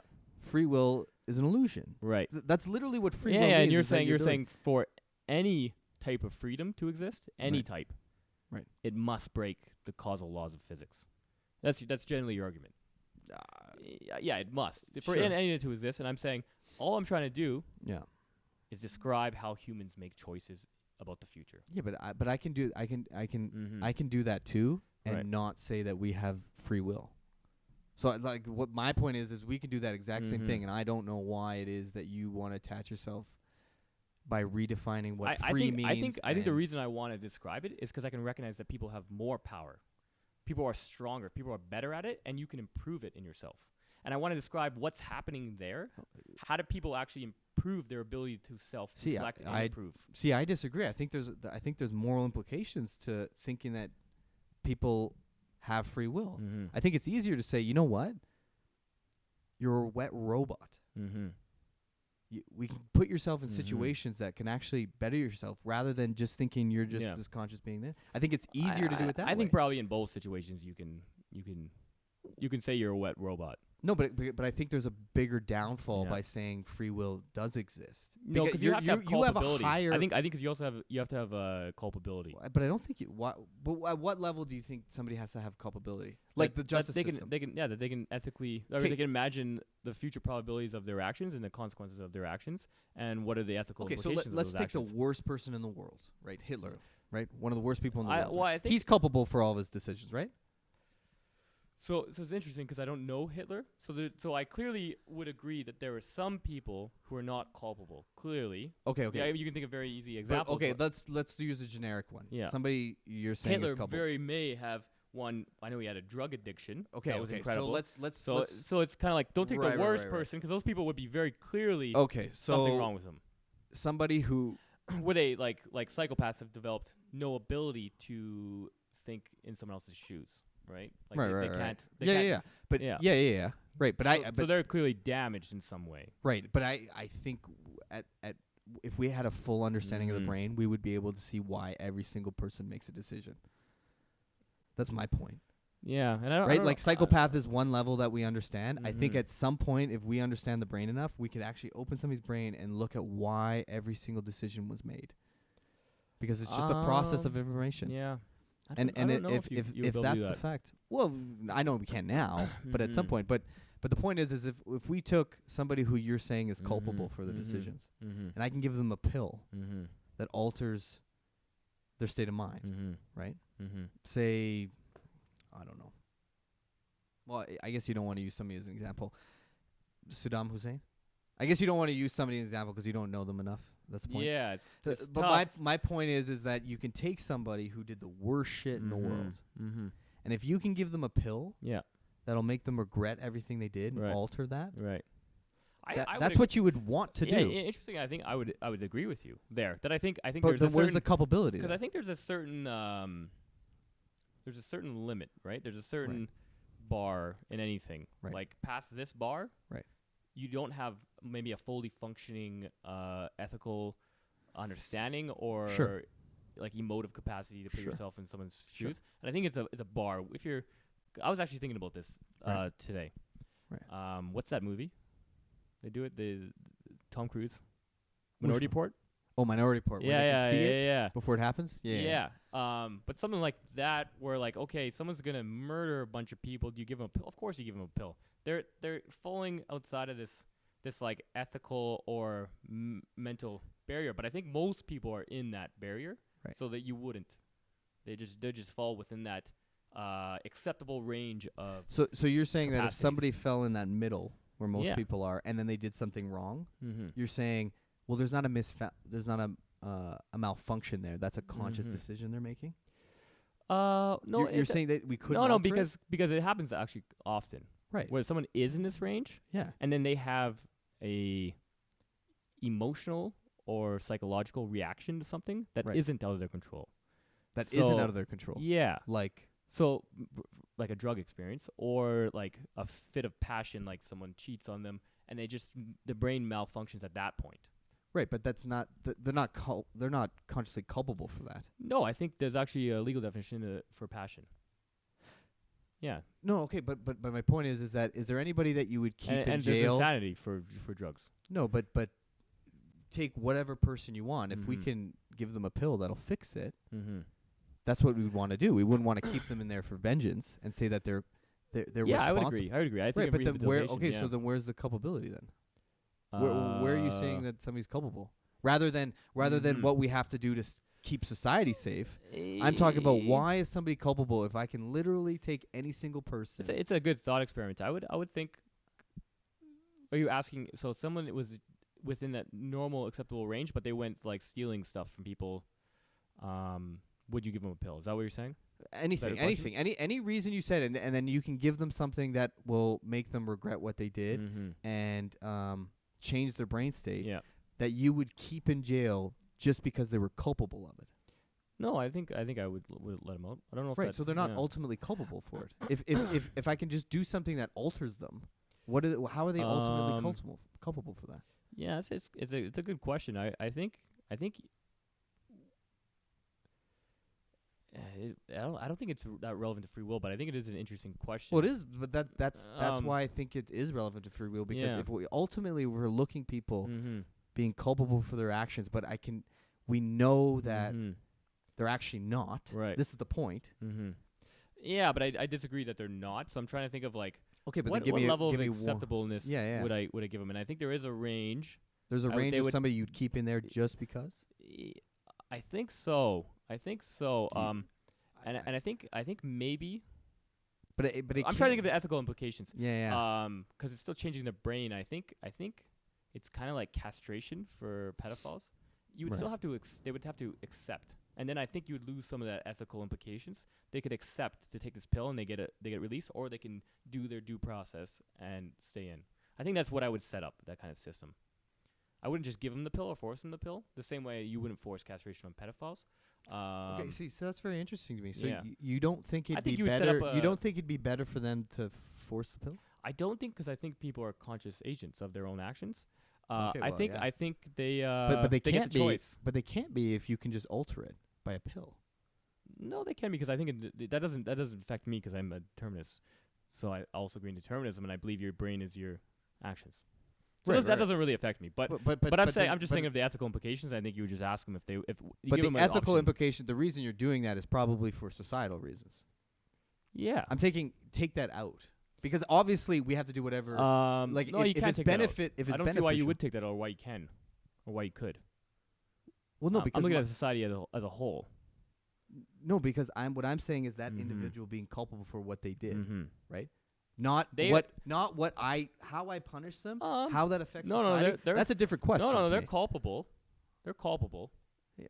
For sure. But you can still change their brain, and now they're no longer culpable, because now their brain is different. But They are one, even themselves are a different person. Yeah, 100%. Yeah. Yeah, So I agree that's with. what I'm saying. They are culpable up until they take the pill, and that's why you would release them then, because they're no longer culpable. Yeah, but I guess my point is that they're the conscious being, Yeah. the witness there, Yeah. ultimately isn't culpable, and that's why we would give him the pill. Yeah, and I So he disagree. can change Obviously, because I think they're Yeah, agents yeah, yeah. until you give them the pill. That's actually it very That's much- the it very disagreement there. nicely explains our difference. Yeah, right? yeah. It very I just nicely saw does. it right in that last moment. That I was was like, very oh, there nice. it is. That's actually super interesting, because it's like, because I Yeah. think they're agents, Right. so they Yeah, can yeah. decide to take the pill, and then now I don't think they're culpable because they changed their So brain state.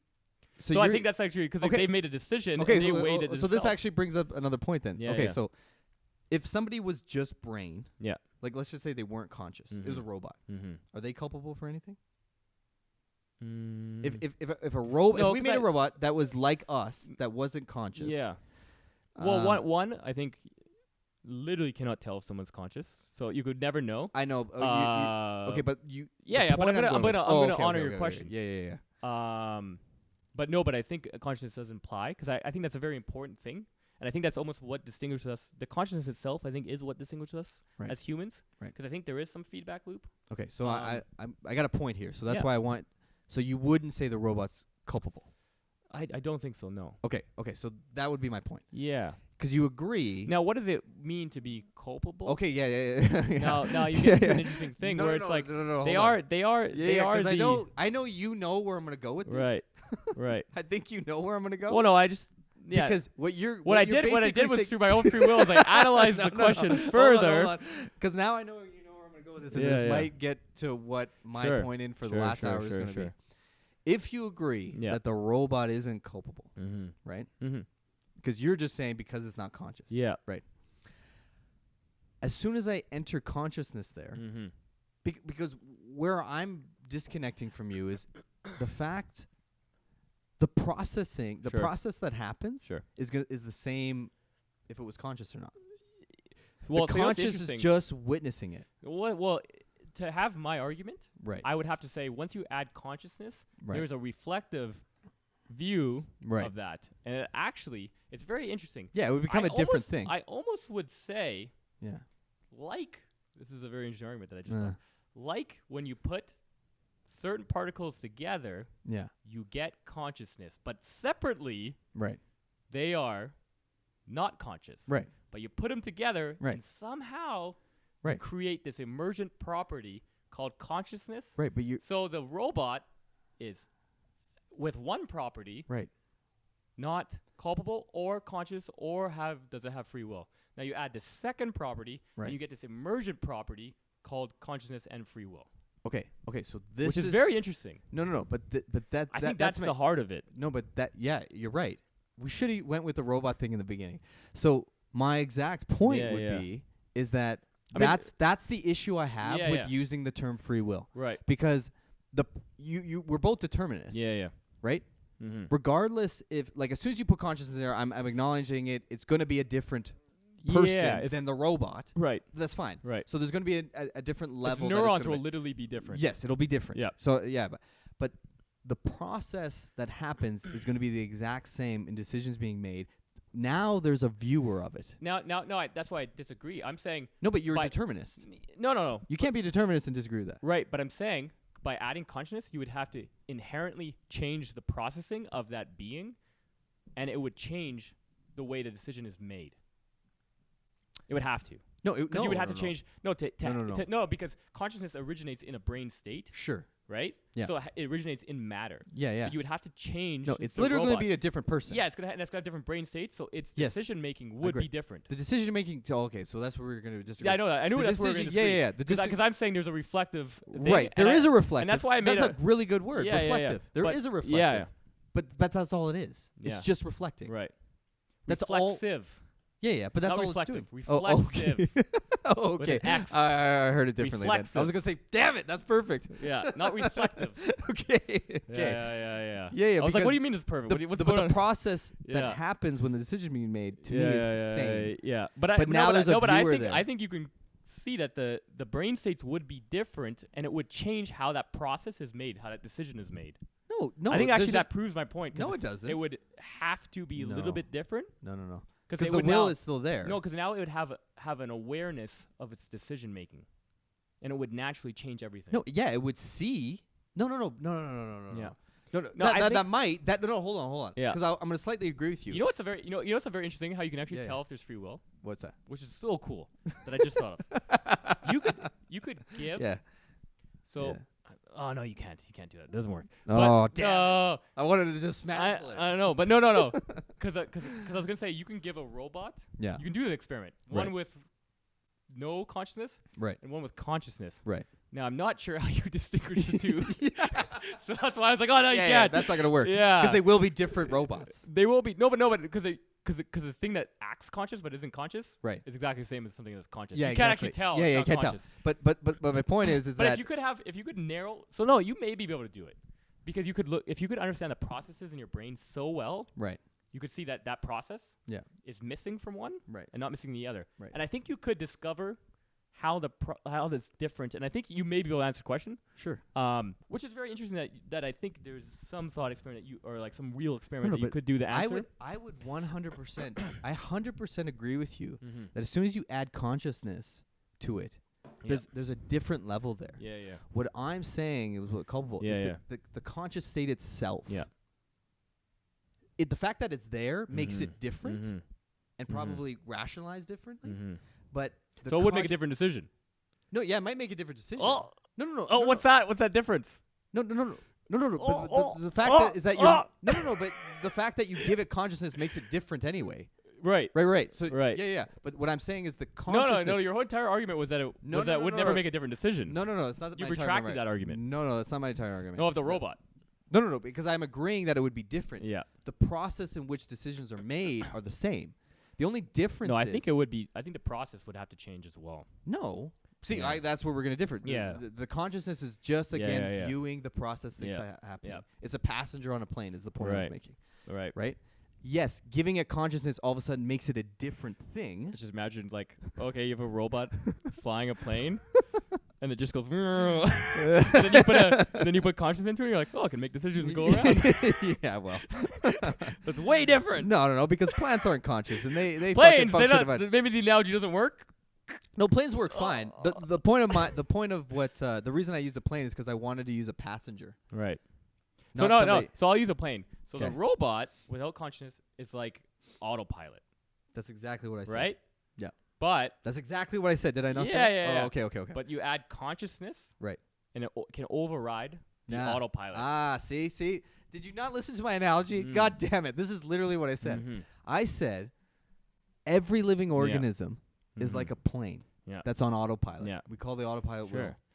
What I'm saying consciousness is now there's different A passenger, but I'm saying it's not a passenger. passenger. I'm saying Yeah, it's not that's a where we're passenger. disagreeing. I'm saying it's Yeah. it's the ability To override. Yeah, the- nope. Yeah. And you haven't once demonstrated that you have the ability to override anything. I just did. I go, No, you I didn't. want to grab that water. Okay, but Ian, Nah, I'm you not have going to acknowledge that exact. Nah. Okay, everything that just happened there, that all Yeah. just popped into your Yeah. existence.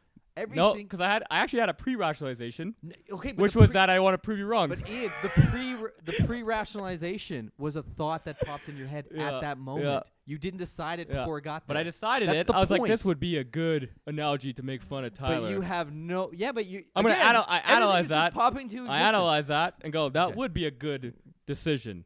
Say it out loud. But you're just proving my point. No. Yeah, because are you saying you can decide something before you think it? No, you're not saying that. No, because I have a process which I stop doing things that are impulsive, like the autopilot, No. and then I decide which where to No, but- go or when to override and when Yeah, not to override. But you're rationalizing. Every moment you rationalize, that's a thought Yeah, that yeah. arises into your consciousness. I gotta pee. Yeah, but That's I don't know why you can't get That's that point. That's no, I point get it. I get it. Yeah, but I don't know why you I get keep it. saying you're rationalizing when it's just popping into existence. It's like saying that your fact that a consciousness can override Mm-hmm. the And then autopilot. No, the consciousness is just like you're agreeing that the consciousness is just agreeing. Of course, it. you can override it. Of course, How? you can. No, you Because you can't. can see. No, you can. The consciousness can No, override how do the you autopilot. explain people who have more power to override? They're a different person. Right. That's the point. But you can have even as the same person, you can have more power later on, No. or you can work on that power. No. Okay, so what you're saying is that I can make the exact copy of two people who are the exact same. Everything's the same, and they can make different decisions. No, but Okay, but no. That's the point. They That's have the point. They have different mastery over their impulses. That's what I'm saying. They're two different planes who have different ability to drive the planes. No, but They okay, have but they have it- different No, no, they have but- different amounts of something, which is the Right, but- overriding capability. Right, but that's not something they're consciously doing.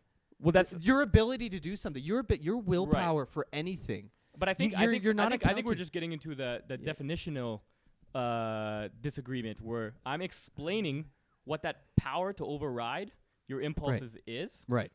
and you're trying to explain free will by breaking physics. You're No, saying, well, no, no, but you're no, still not breaking physics. But if you're not breaking physics, you don't have free will. If you don't, if you can't, I don't even. No. You keep using that, and that's not what I'm happening. What I'm happening is even your experience is not telling you that. Right. I disagree. Well, but you haven't demonstrated that because every time I ask you to do that, you go to this rationalizing thing, but then it acknowledge that the rationalizing is just a thought that pops into existence that you're not accounting for. And like you said, why do people have more willpower than others? They're a different person that have different experiences that make up that willpower, and the conscious self Right. isn't deciding to have more willpower. They just do have more willpower. Oh, I think they are deciding. You can decide to have more willpower. Yeah. Through How? Because you're like, I'm gonna go be a aesthetic monk. Okay, but the 'Cause I've fact that rationalized and I looked okay, at but different why futures do and I you want to realized do that? That's desirable. Right, but you can't you can't control your desires. If you desire something, that's coming from somewhere that you're not No, you consciously can aware of. choose through a variety that you're choosing different desires that you would like. No, you're not. Yeah. Like what? What do you mean? Well, the fact that I like vanilla ice cream over chocolate Right. ice cream, that's a desire I have that I can't actually account for. No. What I mean was like the monk goes, well, I would like to have sex with this woman, or I would like to go be a monk, Right. and But he now I can't control the causal links that make me choose one, but I do have some choice by rationalizing. how does he have some choice if he can't right. actually? So we're gonna go back to that I agree that there's a causal link that's in the past because I'm a determinist. But I'm just explaining. Making the choice. All I'm doing is I'm trying to explain Yeah. that function of choosing. Right, but there's not a freedom there if you're acknowledging that there's a causal link that you're unconsciously aware of. Right. Right? Because to me, to be free is you have to consciously make a decision. Mm-hmm. The decision is being made before you're consciously aware of it. The decision is popping into existence as it's happening to you, the passenger on the plane. Sure. All right, good We'll job. close it. Yeah. We'll close it out. All right.